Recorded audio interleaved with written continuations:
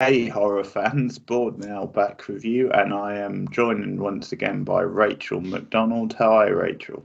Hi, Keith. How's it going? How's it going, horror fans? Good to see Yeah. you all. Sorry we missed you last week. The main reviews this week are going to be me and Rachel continuing the Halloween franchise. So, to make up for the fact that there was no episode last week, we're going to have a double bill. So, we're going to look at she's got the copies right there. Very snazzy. So Halloween 4, which is the return of Michael Myers, and Halloween 5, which is the revenge of Michael Myers. Very hard to remember those two different. Now, just on Candyman, the new Candyman, I'll do a proper review of this. I won't spend much time on this. But just to say, I really liked it. I thought it was well directed. I thought the leads were very good, very convincing sort of characters. And obviously, it's the sort of film, because it's got Jordan Peele involved quite heavily. I think it was always going to deal with modern themes and obviously, themes of racism and what have you, which obviously the original film covered in some ways anyway. Of course. And the character does have that in his sort of heritage. But yes. So I think as a modern take on it and the way it deals with what we've been going through in a way the last year or so, I think I like the twist on it. I like the way it felt like a Candyman movie but added to it. What I will say, and in the end it didn't really matter because I was sort of into the film anyway, I wouldn't say it was that scary. It's sort of weird because it's well directed and it definitely has sort of a style and eerie type scenes, but for some reason it just never really unsettled me in the same way the original film. So in a funny sort of way, I wouldn't say it was scary, but I guess it's a credit to the movie that didn't really matter. I think I have one or two niggles, maybe there's developments later on in the film that I wasn't so keen on.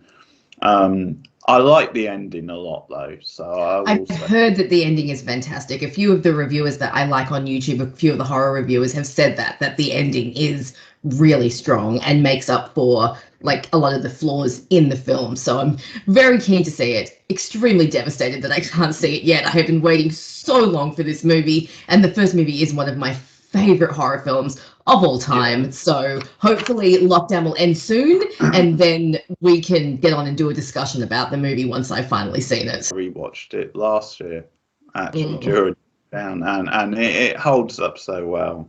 It really does. I think such it's a great the sort of movie that gets better the more you see it actually. And I think it's a classic. I think it might be one of the best horror movies ever made. Definitely. It's definitely top 10 for me. You want to know something crazy though? Tony Todd, right? So perfect in that role. So brilliant. Do you know who they wanted to cast as Candyman originally?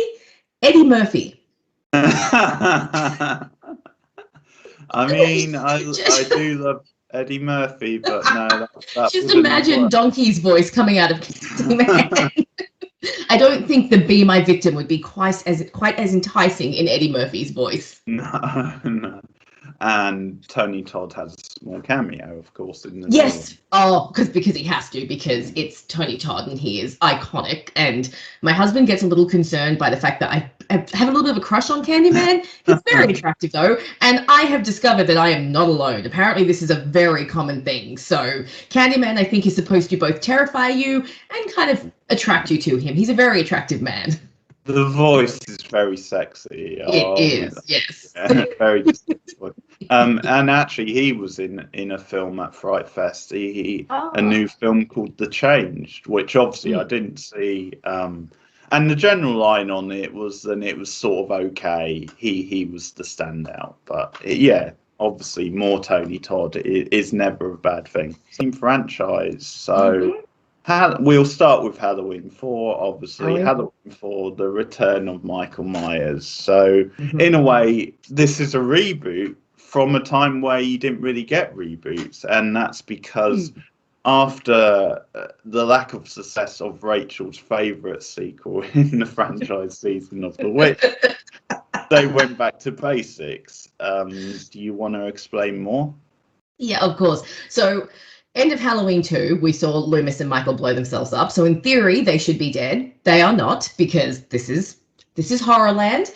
This one focuses on Jamie, who is the daughter of Laurie Strode, who has since died, at least in this canon. So we have 3 or 4 different timelines in Halloween. This is the second one. So the original one was the one where they both died at the end of the second movie. This is the new one where Laurie Strode had a daughter and then died in a car crash. So her daughter is 7 or 8. She is the most adorable thing you will ever see. Danielle Harris is so cute, and you spend the entire movie just wanting to protect Jamie. So having a child protagonist in a slasher film, I think, is very interesting. I think it's a very interesting concept. The slasher genre is not really a subgenre where you have kids. It's usually focused on teens, because people usually don't mind watching teens get hacked to bits because they're usually horrible. So having a child protagonist, very interesting. And this is the movie where we start to get a little bit more of a supernatural element, which will definitely get amped up in number 5. So in this one, we start with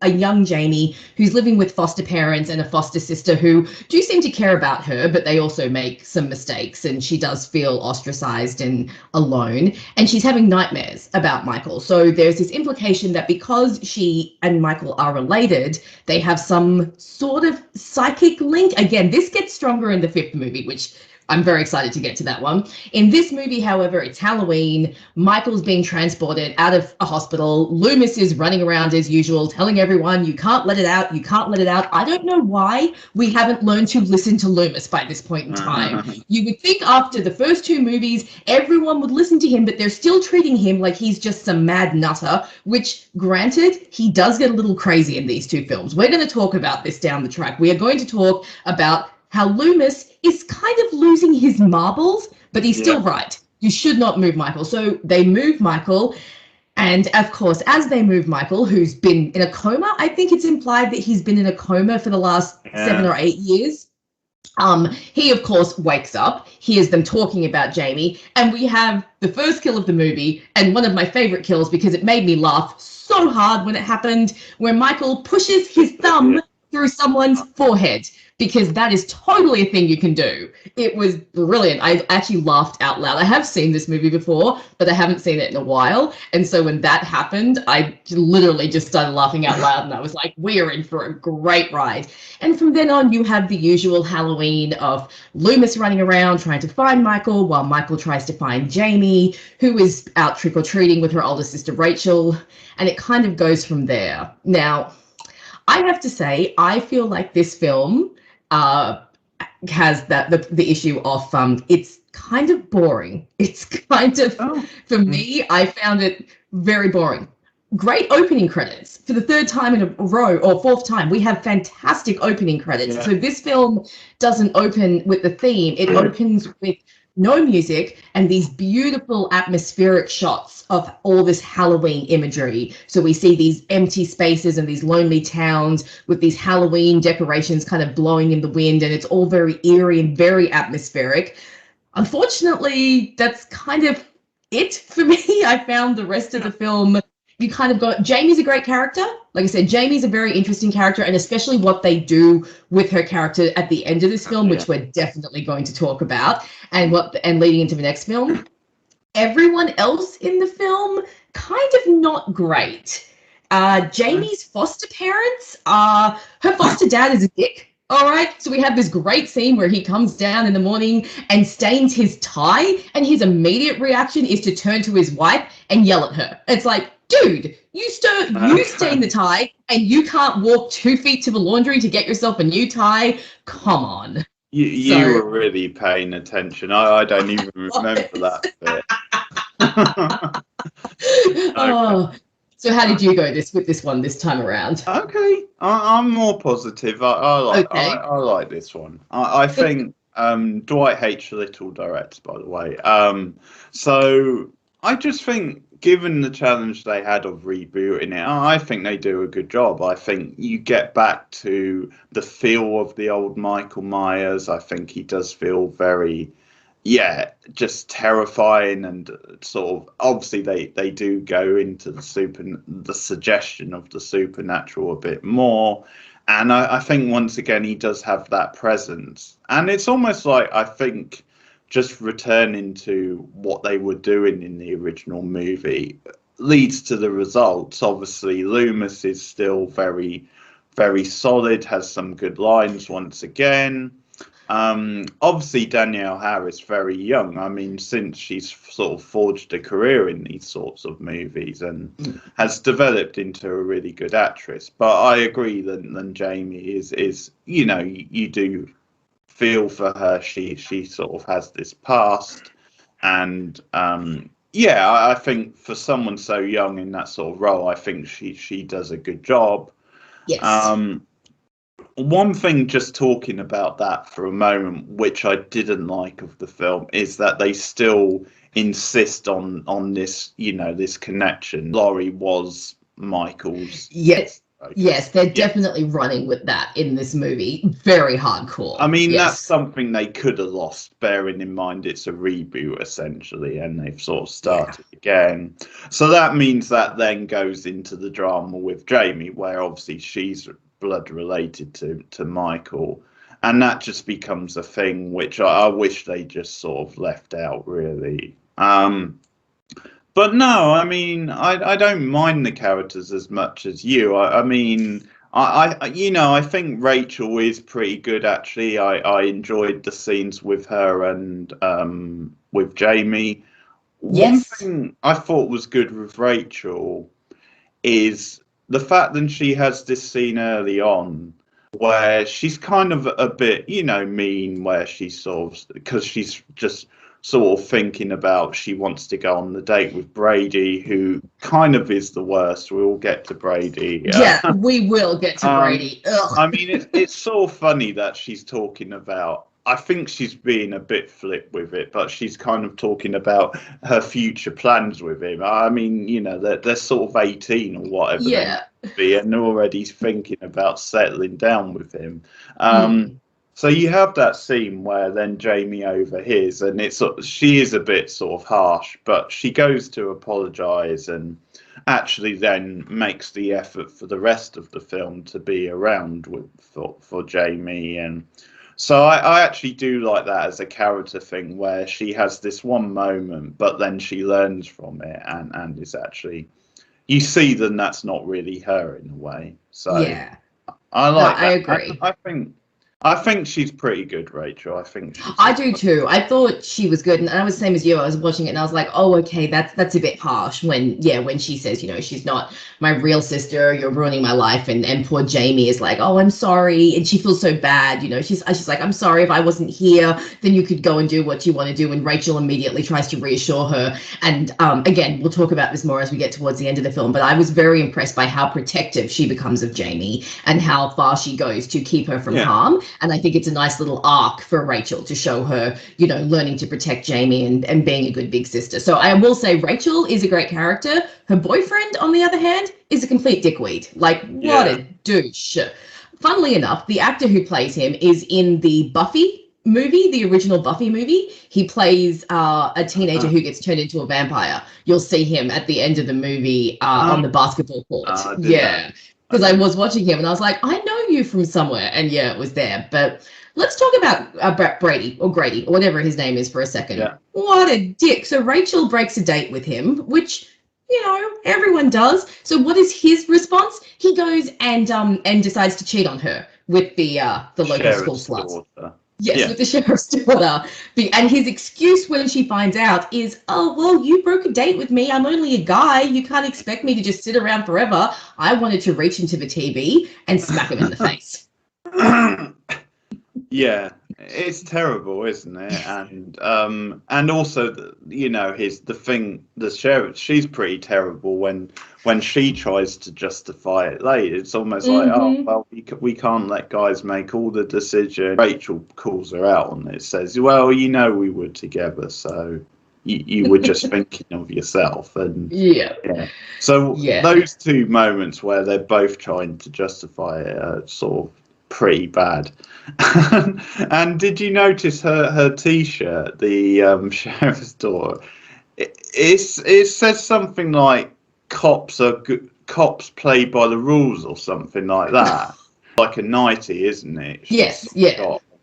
And what a weird message to have on it. It's almost like she's got merchandise from her like daddy's. From her father, yes. I mean, how would that work, or when would that ever happen? But yeah, the cops have their own merchandise a store just set up in the cop shop. You can go and buy all their merchandise supporting them. Yeah. Oh yeah. I've just found it. Cops do it by the book. That's what it says on what is essentially a nightie. Some free advertising for her father. That's weird and creepy. So yeah, those two characters, not great. Very happy when the sheriff's daughter was killed off. But I can't remember. See, and I only watched this just last night. This is how much I was paying attention to this movie. Does the boyfriend die? Does he at least get some karma handed to him? I can't remember. Well, he does, but I was going to talk about that because the one thing I'll give Brady is that he does go out on a heroic note. He does put Rachel and Jamie ahead of himself. He's actually that's something. So that's something. Something. So I mean, we've sort of covered the general sort of thrust of it, and obviously it does sort of return to basics. Yeah, I'm just looking at my notes and I have written like 3 times in a row, oh my God, poor Jamie. That is all I kept thinking throughout this whole film was poor Jamie, poor Jamie. The kid, okay, while we're talking about dickbag characters, and I don't want to shit on children's characters, but the kids at Jamie's school are little psychotic snots. We basically have scenes where they're teasing her about her uncle being the boogeyman, and then they start this horrible chant saying Jamie is an orphan. And I'm just watching and I'm thinking, I hope every single one of you little snots dies, because poor Jamie is having this like mini mental breakdown because these kids are like being so awful to her. She has no parents. She doesn't feel like she belongs in her foster family. And you just keep thinking this poor girl, like how much more can she take? So Jamie as a main character, very compelling. And I think that her her characterization saved the movie a bit for me because she was such a compelling main character, and that's a hard act to follow, after Laurie Strode, who is such a great main character. I really like Jamie, and Danielle Harris I thought was very good. So yeah, I've just got here,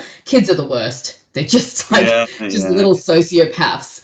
And we have to talk about, speaking of random characters, what was up with that drunk, trippy preacher dude that Loomis gets a ride with into town? Yeah, just a hitchhiker, right? And the first car is like a bunch of young people who are just rude because it seems most young people are rude in this movie, but they kind of mock him, calling an old man. And then, this preacher guy who picks him up, who was kind of hilarious. I mean, the last week I've sort of been in Leicester Square for Fright Fest, and one of the things that stands out is the crazy sort of religious people in Leicester Square sort of preaching their stuff to passers-by. So it's almost like this guy wouldn't have felt out of place really in Leicester Square. But I sort of had a chuckle because as he's picking Loomis up, he calls Loomis old man as well, and yet they're roughly the same age. He's probably a bit older than Loomis. Why is he calling him old man? I loved also the look of just at first the look of shock that Loomis has when he sees him drinking. He's just like, and then he hands him the flask and he's just like, yeah, all right, might as well. But yeah, I just found that whole bit kind of random. Yeah, but there's also one, I think before it cuts away to the next scene, because obviously he's doing this big monologue where you see a smirk on Loomis's face, and I wasn't sure if that should have been something that was cut out, like maybe Pleasance was struggling not to laugh, or if it was just part of the scene. It was a bit sort of random. I mean, maybe it's just this guy is nuts, so he but the way it happened, because Loomis is normally very serious, so I just got the impression maybe it was something that happened which they didn't cut out. But yeah, he's getting a little nuts in this one though, Loomis. He's starting to get a little bit unhinged, which you can understand. given everything that he's been going through. But he's getting a little nuts. Also, don't we love how he literally blew himself up in the second movie, and basically the only thing it looks like is that he's got a case of bad acne. Like, they didn't even try with the and the makeup changes from scene to scene. If you look closely, his makeup changes. So so that was fun. That was fun to watch and see which makeup they've used on which days. They could have done slightly better, but again, we're supposed to believe that both he and Michael survived a huge explosion. So willing suspension of disbelief, I think we'll have to play into here. I mean, I think over these two movies, one thing you can say is they do stretch credibility to the limit. Right? Did you think of the standard of the kills? Because that's I have to say, they dropped a bit for this movie. Okay. They really did. Like, I was not finding myself very impressed with any of them. In fact, a lot of them were making me laugh rather than making me scared. So we had the infamous thumb. Someone got stabbed with a shotgun. Like, how do you get strong enough to actually stab someone with a shotgun? And just seeing Michael holding a gun is a very weird... Oh, that's right. And he's gained some sort of weird superhuman strength, because there is that scene where he throws that power plant worker onto the electrical wires, and he just picks him up like he's a rag doll and just yeet him over onto the... I was watching it and I was like... Great. That was badass. I mean, I don't really have a problem, because they've set up in previous films that he might have supernatural strength, or at the very least, he's an extremely strong guy. Yeah, I mean, I like the kills in this. I mean, I didn't think the thumb in the eye. I mean, you had a different reaction. I just think it goes back to his strength and him being a monster. Fair enough. And it was just a good effect, just the visual of it. It was a good effect. It just caught me off guard. Yeah. Well, yeah, you knew something was going to happen, but but yeah, I mean, I think we might disagree on the kills then, because the one you just mentioned, the one with the shotgun that like impaled her. I mean, that was a nicely directed scene, because it starts off with him and he's obviously in the rocking chair, so the fire's going and actually, yes, that was a nice fake out, him being in the rocking chair. Yeah, and so the sheriff's daughter comes along, and actually, and it's the one decent thing she does, because she offers what she thinks is the cop, like, you know, some hot chocolate or coffee or something, for you might need this. So that's actually nice from her, but she thinks it's the cop in the chair, but no, it turns out to be Michael. And again, I think that goes to the way he likes to play with people sometimes. I mean, unless he just fancied to sit down and then she had it's almost like he was playing a little game with her, making her think he was someone else. But no, then the actual kill I absolutely loved. I mean, it was brilliant. It was so different, and literally he wasn't messing about, and he's like, I'm not going to do things the conventional way. I could just shoot her, but no, I'm going to impale her with this bad boy. Fair enough. Right. I love that scene. I also took a note when they were driving Jamie and Rachel out of town, and I've actually written here, oh my God, what the hell? Now he's catching up with trucks and taking people out on moving vehicles. I felt like suddenly we were in an action movie where he jumps up on the back of a truck and he's suddenly tossing people over the sides. It felt a little over the top to me, but again, it might just be down to personal taste. But I watched that scene and I was just like, oh my God, like, what is even happening in this movie? And then we have the end bit where I have to admit that, like I said, that scene where Jamie takes his hand, I found that surprisingly tense and very creepy. And then when she starts to walk away and he sits up behind her and they're all telling her, you know, they're trying to coax her away from him as he's coming after her, I thought that was very tense. But then they shoot him like 6 times with a shotgun and like 1,000,000 times with other handguns. And then he falls into like a thing, and we're going to talk about this when we get to the next movie, because obviously he survives all this, but that was a little over the top to me. It was like, you are now going to ask me to believe that he has survived being blown up, being shot several times, and falling down some sort of ravine. This is getting a little out of hand now. Yeah, that's fair. I'll go with that because I think the problem with that is you then box yourself into a corner where you have to come up with a really convincing way. I mean, obviously, as you get more sequels, you sort of know he's going to come back. But I mean, ideally, at the end of each one, you sort of think, okay, he's dead at least for now, or whatever. So they sort of have to come up with a really convincing way. And when they've done so much to him, it's sort of hard to think of that convincing way. It's sort of hard to come up with something. So that is a problem, definitely. But then we have the final scene of this movie, and the final scene of this movie, I swear, almost saved this whole movie for me, because I thought it was brilliant. Everything about it. So we are in major spoiler territory now, guys. So the movie ends with everyone going home because we think Michael's gone, everyone's safe. Rachel and Jamie go back to their house, and then we see this beautiful point of view shot of someone reaching out and grabbing a pair of scissors. Then we see a mask come down over faces. And keep in mind, Jamie was earlier dressed as a clown for Halloween, which is a beautiful callback to the original movie. And then we get this great point of view shot, which mirrors the opening scene from the first movie. And we see someone stab the foster mother.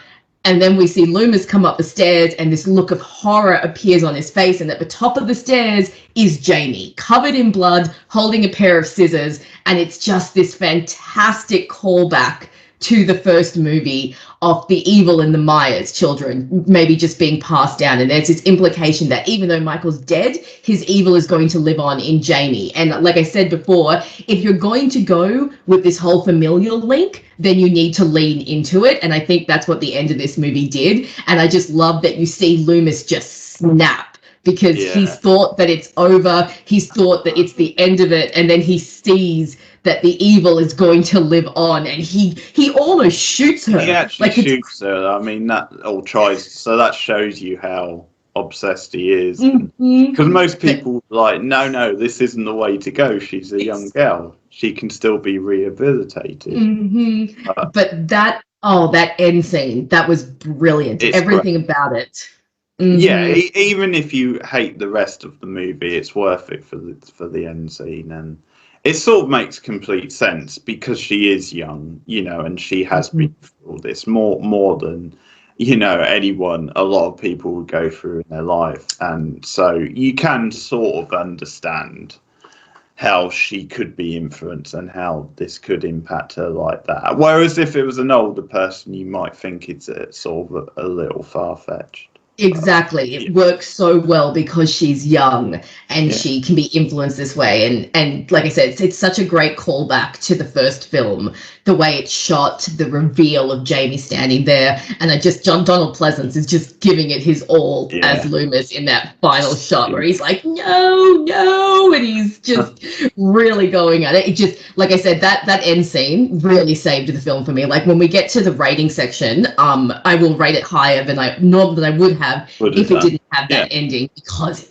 it was fantastic. So it was worth sitting through movie to get to that ending. Yeah, I think most Halloween fans would say that. Then it is one of their favourite endings, and obviously we'll get to the next film in a minute. But it sets up a good idea for the next film. Music in this was good. Yes. Well, the opening theme, I would say it's the best it's been since the first film. Obviously, Season in the Witch was different, but you know, certainly better than the use of the theme in number 2, which I think so. Yeah. So that's good. It's always worth commenting on that theme. So ratings for this one is going to be interesting because it looks like we largely disagree. So what would you rate it?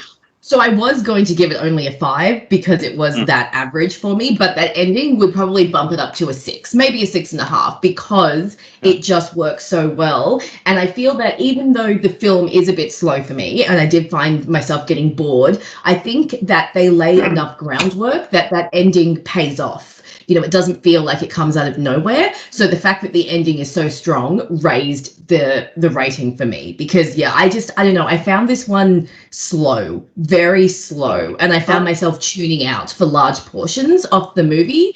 And I felt that some of the direction was a little bit off. There were some scenes in the first part of the movie where I was like, the direction of these scenes could be better. I feel like this isn't shot that well. But Donald Pleasance as Loomis, always great.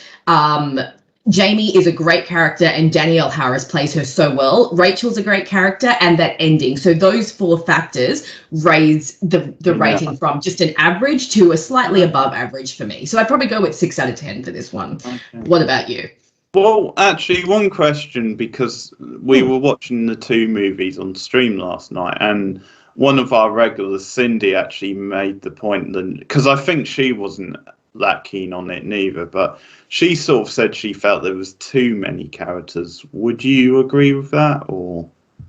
I can kind of see where she's coming from, but by the same token, it didn't feel overcrowded to me. Like, I mean, you have Rachel, you have her boyfriend, you have the chick that he cheats on with, you have her best friend, you have the parents, but I felt that because they weren't always all around at the same time, it didn't feel overcrowded to me. It just...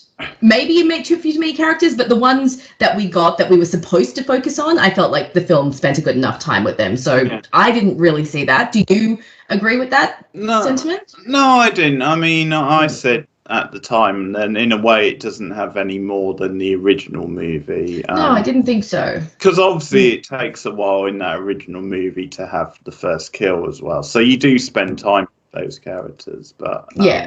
Yeah, no, it wasn't really a problem for me, that. So I'm going to go a bit higher, obviously, because I think part of it for me is that I did like the kills, whereas you didn't. So I think that's an important part, because we're sort of in agreement that, you know, the core characters were good, and as I said, I think considering it was a tough job rebooting, they did manage to reclaim some of the old Halloween sort of magic, for me at least. So I think that, along with the kills and the central characters, sort of bump it up. Some decent dialogue. So I'm actually going to go 7.5. Oh, nice. This is one of my favourite of the sequels. It's not my favourite sequel. We're going to get to that. Although that could change. I mean, maybe I'll rewatch that film and not be so keen on it. But no, this is one of my favourite sequels from the franchise. So 7.5. Nice. Oh, actually, just another, and I can't believe I haven't mentioned this yet, but one thing that did also bring the movie down for me this time around, and it seems like a small thing, but it's really not, because it's Michael Myers, the mask. The mask in this movie was terrible. I actually think this is the worst mask we've had so far, because it looks painted and it doesn't have that kind of, like, the original mask has creases in it. It has texture to it. That's what I'm looking for, texture. So you can almost see that there are expressions, whereas this one looked like someone had just gotten a can of white paint and just painted over a generic mask. And so to me, that lessened the scariness. And there is a scene, the scene at the schoolhouse. So there's a YouTuber I follow, and he ranked the Halloween masks, and he points out that at the school, Michael is very briefly wearing a different mask, and the mask is pink and it has orange hair, and he pops out of nowhere with this mask on, and it just completely takes you out of the moment. So the mask, because for me, Michael Myers being such a terrifying villain, and a lot of that having to do with his mask, if the mask is not on point, it can bring the character down for me and make his menace less. And I found that in this movie. So seen at the garage quite early on, it sort of looked like he was wearing like a hockey mask or something. Yeah. I don't know if that's the mask he wears for the rest of the movie, but no, because he picks up the mask at the Halloween store. Yeah. So I think that was a hockey mask. Maybe it was their clever sort of wink and nod to Friday the 13th. I don't know. Yeah. But yeah, Mark's no good for me. So 6 versus 7.5. So we definitely had a difference of opinion when it came to this one. So let's see how we go when it comes to Halloween 5. Now, this one is called The Revenge of Michael Myers. So, apparently, and we will talk about this a bit because they do kind of change Michael's motivation and characterization in this a little bit. So we'll talk about that. Now, I had actually never seen this one. This was one of the ones I'd never seen before. Heard of it, obviously, but never seen it. I actually really liked this one. And I was really surprised by that. I can see by your face we're going to disagree here. That's true. I need to get a new car. Oh, no. I lost brownie points. Oh, dear. It's terrible. Alrighty. Do set up and explain why he's liked it. Okay, so I will admit when it first started, I was starting to be a bit kind of like, okay. So first, straight away in number 5, we've reached that ridiculous level of invincibility that slasher villains always gain. As we talked about at the end of the previous movie, Michael gets shot at least 3 times with a shotgun and at least several times more with normal handguns. He then falls down a ravine, and then we see in this movie that they then let off a massive explosion, and we still see him crawl away from this. He still manages to survive this. Also, because when I was watching it, I had to think, I didn't remember a scene of him falling into this ravine. So maybe the way it was directed, you didn't actually see that. You just saw them shooting him. Because for a minute, I sort of thought that they added this scene in as a way to justify him still being alive. Because obviously the way it's shot in the last movie, it obviously makes it look like he's being killed. But so I had a problem with that, but fair enough. It might have just been the angle they were shooting it, because I never got the impression he fell in a ravine. Or Olympic swimming sort of medals, doesn't he? We find out swim. He winds up at some. Okay, now this is the part that weirded me out. Okay, so he winds up in some dude's hut or tent or something by the lake, right? And he crawls into this guy's hut and he immediately collapses. And then we go to a year later, and am I just supposed to believe that Michael has just been lying on this guy's floor for 364 days? Because literally, when we see him again, he's at the same guy's house, and we're supposed to believe that some dude just randomly found Michael Myers, nursed him back to health, and then lived with him for a year? Did I miss something, or... Well, yeah, I think that sounds about right. I guess he fancied a long nap. But apparently, isn't the guy blind as well? So was he? Okay, I missed that. Sure. That would make more sense because if Michael Myers is wandering into my house at 3:00 in the morning, I'm not letting him have a nap. I'm just saying. So the guy being blind, that makes more sense. But I still. I'm not buying this whole he just took a year-long nap and woke up in time for Halloween. That was a little ridiculous. That aside, Jamie in the mental hospital, because I was wondering where they were going to go with her character. I was like, are they going to actually turn her into a child slasher killer? Because that would be interesting. But no, Jamie in the mental hospital, I think that was interesting.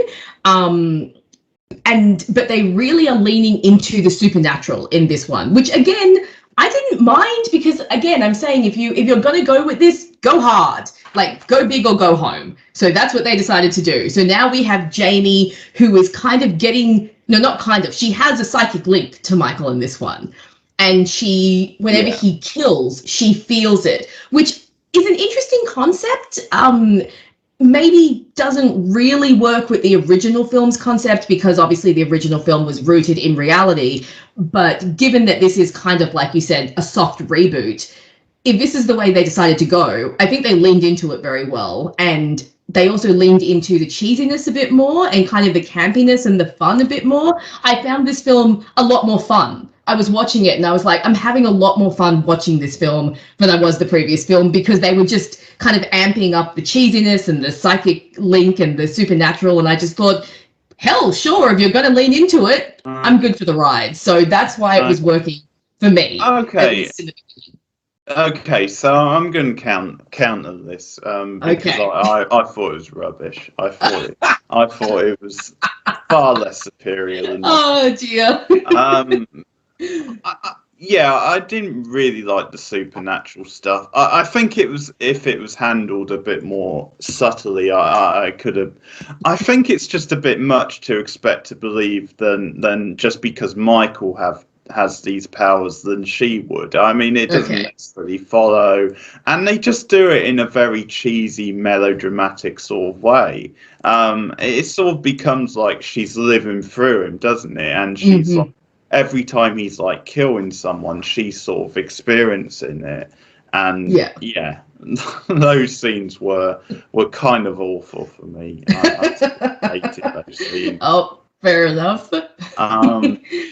But I just want to talk about a problem which obviously happens early on, sort of in the movie, and I mean it's sort of worth talking about it with the fourth one because, as we've said, we did praise the characters in that one, at least the main characters. So they introduce, a solid final girl in Rachel, and obviously Jamie, and to me, they just whittle them away. I mean, okay, Jamie's involved more out of the two, but they are jumping back and forth a lot. But obviously, spoilers, but Rachel is killed off quite early. And we're basically left with a second-rate Rachel in Tina, who is this Jennifer Tilly-looking wannabe who has terrible fashion sense.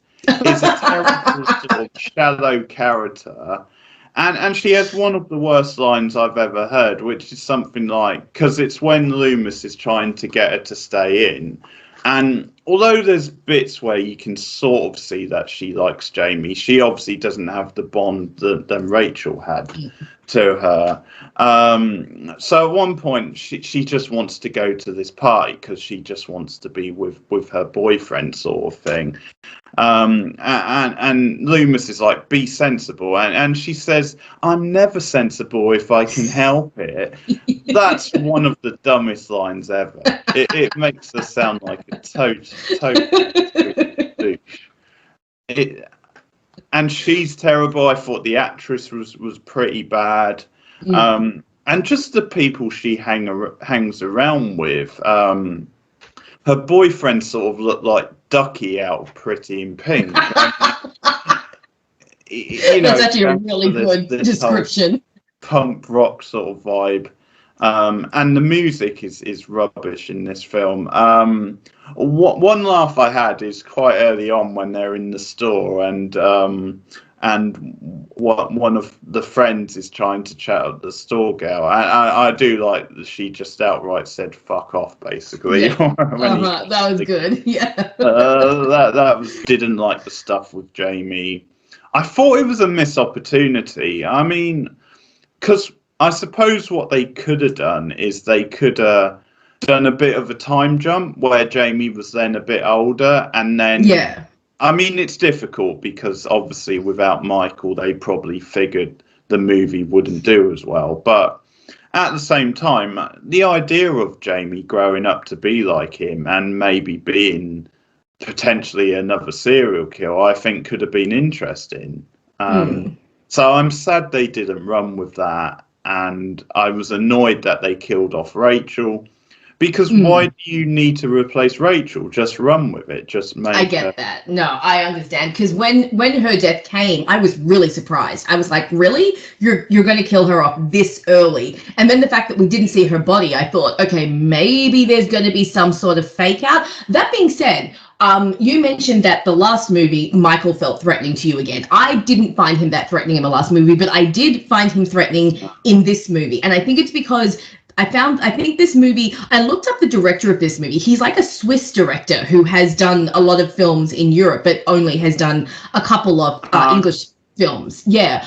So I'd never really heard of him, but I feel like he was trying to capture that kind of daylight horror that the first movie has. So we see Michael a lot in broad daylight. We see a lot of shots of him moving around in the background. And that scene leading up to Rachel's death where he's in her house was actually I was finding it very creepy. There was actually a moment where she walked across the hall and he appeared behind her, and I actually jumped because I thought it was actually there. The mask, again, not great. I remember someone once describing that it looks like a witch's mask, and I kind of understand that. Like, it looks like an evil witch, and I'm like, yeah. Plus, this is the one mask where the flaps are like hanging out, and it kind of distracts from the fact, like, it's like the other masks, they go onto his face, they kind of sit there, and it almost looks like it becomes his real face, whereas this one, it's very obvious that it's a mask. But I thought a lot of the scenes were good. So I thought the scene leading up to Rachel's death was good, and I thought the scene where Tina and her blonde friend came home and Michael was still in the house, and you see them going around the house trying to find Rachel, and you know that he's there. I thought that was quite effective. And then when her boyfriend comes to pick her up, you see him in the background behind a tree. So all of these kind of daylight horror scenes I thought were quite fun. And again, because the film seemed to be leaning a bit more into the cheesiness of the late 80s and early 90s, it kind of worked for me, because I felt like they're not trying to take this too seriously. They seem to be just having fun. So I just kind of had fun with them and really enjoyed it. But I do agree that the new characters were pretty crap, and that it was a bad decision to kill off Rachel and then replace her with like a B-grade copy of what she was supposed to be. And it lost that emotional core, especially towards the end of the film when Michael was after Tina. I mean, it was sweet that Tina visited Jamie. You could tell that she did care about her, but it didn't have the same emotional core of Rachel, you know, being the actual sister. Oh, and one thing I noticed in this film is they stopped referring to Rachel and her family as Jamie's foster family and started calling them her step family. Like, they were saying your stepmother and your stepfather, and I was like, that's not right. Did you guys just forget what the familiar relationship is here? So yeah, the new character's not great. But speaking of characters, can we talk about Loomis in this film? Because he has lost his freaking marbles. All right, the amount of times. Just one more thing. Just going back to that stuff with Rachel and Tina. Because another weird thing about that, I mean, again, maybe just because they're going for Tina being quite shallow, is actually when she doesn't find Rachel, she just seems to move on with her life. You know, that's true, actually. Really concerned. But she never finds out, actually, that then Rachel's dead. She doesn't, does she? There's a scene with Jamie. Jamie later on finds her and finds out, but not with Tina. So, but yes, Loomis has lost his marbles. Okay, the dude is nuts. The amount of times I wrote in my notes, Loomis, stop manhandling the children. Because he was getting way too close with Jamie. The amount of time, I get that by this point in time, he's unhinged. I understand that his whole life has been trying to find Michael, but the way he keeps grabbing her and leaning in close and being like, Jamie, you must tell me where he is. And then there's a part at the end where he full on uses her as bait. He like full picks her up and he's like, Michael, is this what you want? Do you want this child? I'm like, Loomis, put the child down. Just stop. And the whole movie, he is just, plus he just, so they end up explaining it, but that first scene where Jamie's having the fit and they want to stop her and he just pops up out of nowhere, I'm like, what the fuck? Is he just hanging around Children's Hospital like some creeper, just keeping an eye on Jamie? Yeah. And then the movie goes, yes, that's exactly what he's doing. He is literally just hanging around the Children's Hospital, waiting for some 8-year-old girl to give him some sort of insight as to where Michael Myers is. So Loomis has lost the plot in this movie, I think. I mean, he's still Loomis. He's still Donald Pleasance. He's still awesome. But when he was using her as bait towards the end, I was like, oh man, this dude is like, he's lost it. He's the stuff at the school play as well. Is it a talent contest or a play? Yeah, I think it's just like a costume parade for Halloween. Yeah, because Jamie has sort of a little love interest. It's kind of cute. Yeah, it kind of is. It's sort of So he plays into the plot a little bit as well because he ends up in sort of harm's way. So I guess it's just a way for them to try and raise the stakes once again. I found this film a little bit more tense than the previous film. There were scenes where I actually was tensing up.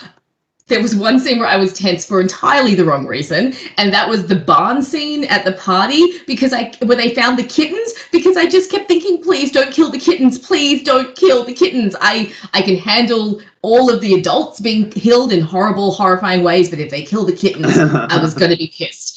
So I was very, very stressed during that scene. But we got some good kills in that scene. We had the mini pitchfork to the face, and then we had the pitchfork to the back. We had that weird juxtaposition of sex and violence that they like to do with Michael. You know, we had the first movie where he kills Linda after sex. You have the second movie with the hot tub scene, and now we've got this movie. There seems to be, and I don't know if they're doing this consciously, but there does seem to be some sort of link in Michael's mind between sex and murder. Okay. So he seems to, it's almost like, yeah, when he comes across the act, it's like he's interested, but he doesn't actually want to engage in sex, but so it comes out as violence instead. So I found it kind of interesting that, yeah. Yeah, because obviously one of the things I was thinking during that scene is he seems to be letting them go for a long time without killing them. And it may just be that thing of getting a bit of flesh in the movie, but you know, you could be right. It could be then maybe he's being a bit sadistic. Maybe he's letting them have, you know, a bit of sex and then he's going to kill them. Or yeah, it could be. You could certainly read that into it, the stuff you were seeing. Then maybe he has this link, which obviously would go back to the scene of the very first film. The opposite, I didn't like the kill scene. Oh no! I mean, that barn scene seemed to go on for ages, and I will give you that. It just got to the point where they sort of killed the suspense because it's almost like you kept waiting for something to happen. I think also one thing about the direction in this movie, probably the direction and the script, is that it did jump about a lot, and I think at times you didn't really realise what was going on, because in that scene, I didn't even realise Tina had gone back to the party. I assumed she was still in the barn somewhere. They didn't really make that clear, and then obviously she went back off to the party, and I'm pretty sure, didn't she pick up a guy at the party? Because I don't think her boyfriend was there. Or was that her boyfriend? No, I think she did, because she gets driven to the party by Michael. Remember? He kills her boyfriend. And I actually liked that scene. I thought that was a very creepy scene. The fact that she didn't know that she was driving. I mean, seriously, how much would you freak out if you find out after the fact you just got driven to a party by Michael Myers? I would be very terrified by that. So I think she picked up a guy at the party because her boyfriend was dead by that point. Yeah, and she's obviously expecting him to come into the party, and it's that thing. She starts criticising him, and again, a little contrived, because you would have thought Michael would have just killed her in the car, but obviously in a way Tina's sort of the final girl for the movie, so that's why it happened then. Could be him playing with her again. I mean, we have talked about that, but then he usually does end up killing whoever he's playing with. He doesn't often just play mind games with them and then just leave it. But then it is also, that's right. No, but remember, they're interrupted because they go to the gas station, and as she's coming back to the car, all of the cops pull up and they're like, Tina, you know, stay where you are. So I think maybe he would have killed her, but he was maybe just interrupted. Barn scene. I thought that whole thing was, I thought it was fun. I had fun. I do agree with the barn scene got dragged on a little too much. But again, I was just kind of enjoying the film, and I kind of liked the car chase scene. Again, it was weird, but when Jamie finally arrives, because little Jamie comes running to the rescue, and it's just so cute because she's adorable, and I spent both movies just wanting to protect her and wanting to just give her a big old hug. But that scene when Michael is chasing her down with the car, I found that very creepy, and again, very scary for her, because just poor girl, she's just been through so much. A little over the top, but also very intense. So I thought it worked. But that scene is a good place to like kind of segue into this new characterization that they gave Michael. So Loomis has always gone on and on and on about how Michael is evil. That's his motivation. He's just pure evil. You look into his eyes and there's nothing there. And yet all of a sudden in this movie, he's going on about Michael's rage. He's like, Michael, I know why you're after the girl. I know that this is to stop the rage. And I'm like, but that has literally never been his motivation. He's never been a rage killer. He's never been a vengeful killer. He's always just been cold, silent, evil. So this weird swerve where suddenly he's motivated by rage. And I get that this is probably to set up the Circle of the Thorn and that storyline, because of course we had the dude with the trench coat who was kind of being shown in scene by scene and then comes in right at the end. Okay. But this whole thing of like Michael suddenly being a rage, revenge driven killer didn't work for me. Like, I thought that was very weird that they suddenly did this swerve where they changed him from being cold, calculated evil to being vengeful, rageful evil. You know, it just seemed very weird to suddenly change his entire motivation and characterization. Yeah, because they could have got away with it if they introduced that in 4, which obviously is basically a reboot. But because they didn't, then you can't really run with it in this film, because this film really continues on from 4. So yeah. So that final bit at the end, where he's there, and that's when he starts holding up Jamie. He's like, "This is what you want, Michael." It's like, no, Loomis, put the child down. Let's all just calm down. I do have to say, though, the laundry chute scene, I thought that was very good. When Jamie is trying to get away from Michael and she goes down the laundry chute and he's trying to get in, it was very claustrophobic, almost kind of like the wardrobe scene from the first movie, that very claustrophobic space of you're trying to hide from someone, but what happens if they get in? There's nowhere to go. And of course, then we had Loomis beating the ever-loving crap out of Michael at the end, which was an interesting take. Jail, which is such an interesting shot to see all of the cops and Jamie just looking at Michael Myers in a jail cell. It almost doesn't seem right for him to be in something as mundane as a jail cell. It's just feels weird. And then we have that weird end scene, which is so obviously setting up number 6 with the Circle of the Thorn, where we have the creepy trenchcoat guy walk into the police station and let off a bomb, which lets Michael out. And then we have that end scene of Jamie running into the cop station. I have to admit, I thought that scene was effective, but it did very much feel like it was supposed to set up the next movie as opposed to just be a final ending for this movie. Like the previous movie, if they hadn't made a sequel, that still could have been a good ending. It was a cliffhanger ending, but it was still a good ending. Whereas I feel like this movie, if they didn't have the sequel, we would all just be left really confused as to why that ending happened. It doesn't feel self-contained. It feels like it's attached to another movie, which is not a great ending, at least not for me. Yeah, because it's that thing. I think people talk about this with TV episodes where you have to get the balance. You have to hook the audience with a sort of a cliffhanger, but at the same time, each episode ideally has to feel like a complete story. Yes. So it's similar to what you're talking about here.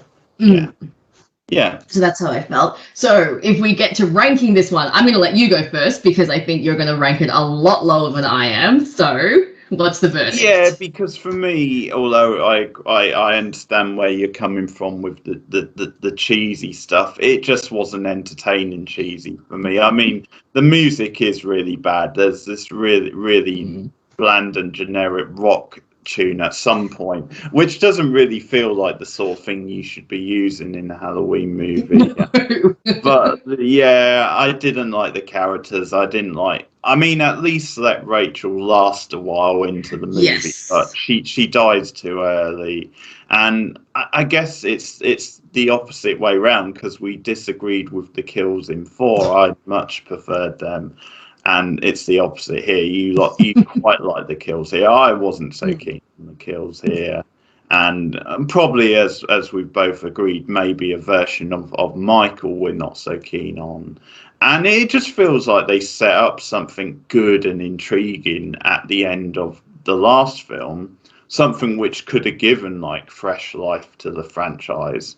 And they just didn't run with it enough for me. 4, I think, just works better as a Halloween movie for me. So this was quite bad and quite dull for me. So I'm going to give it 4 out of 10. Oh wow, that's that's bad. I'm sure there's still worse to come, but well, yes. All right. Well, I'm going to go higher because like I said, I surprisingly liked this film. I found it entertaining. I found myself engaged. There were a few bits that lagged for me. There's a whole bit in the middle where Loomis is doing some sort of investigation by himself, but I found it a bit boring. I do agree that the characters in this one were not as good. Even Jamie's character, I agree, was definitely diminished in this one because she spends most of her time just freaking out and having fits and being used as a pawn by Loomis to try and lure in Michael. The few moments of agency she has, I think, are good, like when she tries to save her friend, or when she's running to save Tina, or when she regains the ability to speak. That's right, because she can't speak at the beginning of this movie. She's gone mute, and she regains the ability to speak when Tina's in danger. I thought Rachel's kill was great. I did think that Michael was a bit more menacing in this one, and I liked that they leaned into the cheese. I find if you lean into the campiness and you lean into the cheese and you're very aware that what you're doing is not particularly serious, it's just fun, I can go along with it easier. And I got that feel from this movie. So the fact that it had a little bit more menace for me, I liked the kills in this movie. I thought they were fun. I thought some of the menace came back. So I would actually give this probably about 7 out of 10 because I found it very solidly entertaining. I don't think it's the best made film, but of all the sequels that we have watched so far, this has actually been the one that I've enjoyed the most. Like watching it. So yeah, I actually quite like this one. That's amazing. That's amazing. And that's why I wanted to do these reviews together. Yeah. Well, I didn't expect it to happen on this video. I mean, I thought we would be pretty much thinking the same of both films. I'm pretty sure when we get to H2O, there might be a disagreement. But yeah, we'll have fun with that one. Yeah. But I didn't expect a disagreement on this video, so it's almost, the polar opposite.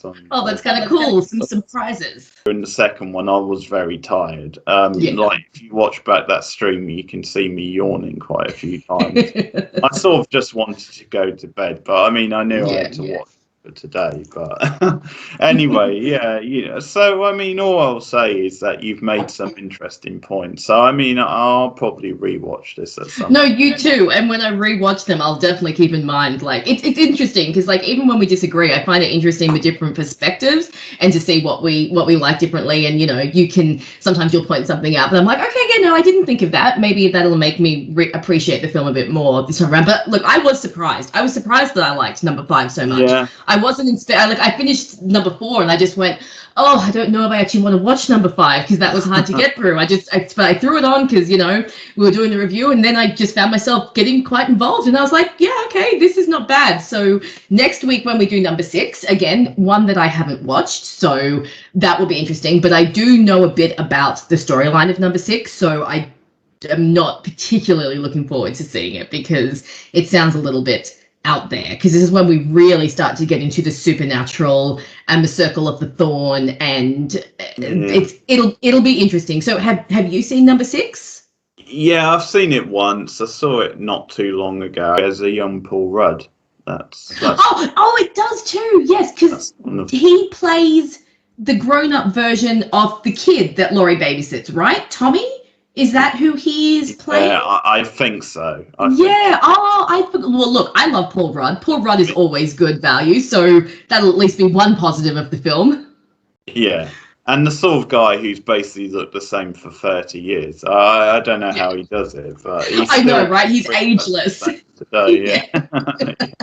All right, well, that will be fun next week. To catch up with that during the week, you can be ready for the review.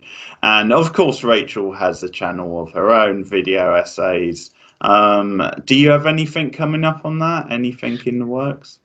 No, not at the moment. Right now I have a lot of clamoring from all my subscribers to give them a page video from Charmed because I have videos on all the other girls. That's what I'm working on at the moment. It is still in the works though, people. It's going to take a while. I am, however, thinking of doing some deep dives into the Fear Street trilogy because I've been rewatching them recently and falling more in love with them and the characters. So look out for possibly some video essays on those characters and that storytelling, but nothing as of yet. But definitely tune in next week for Keith and I doing Halloween 6. And if you want to go follow me on my channel, it's just Rachel McDonald.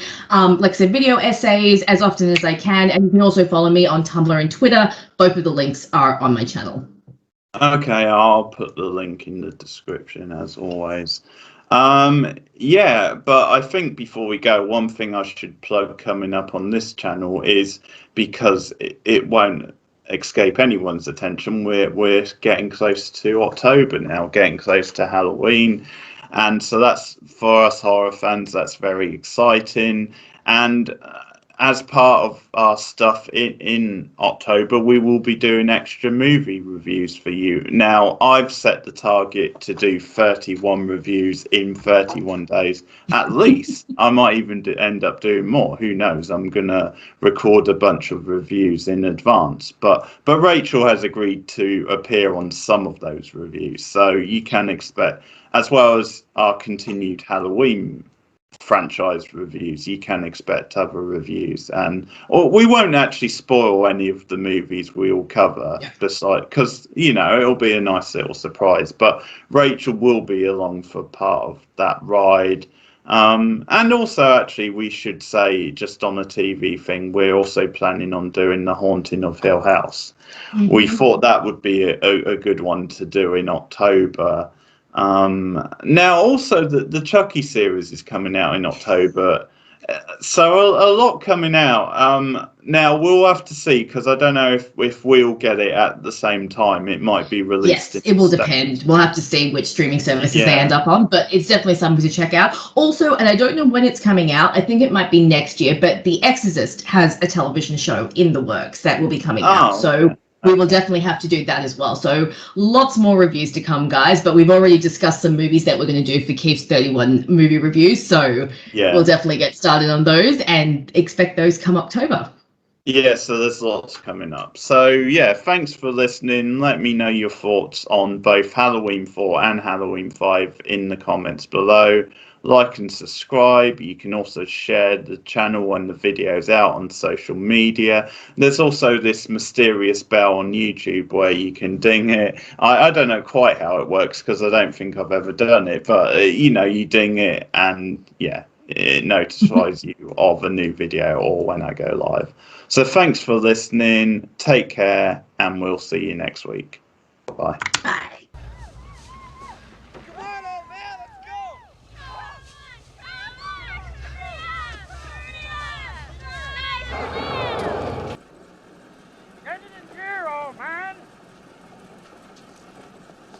Not till Judgment Day!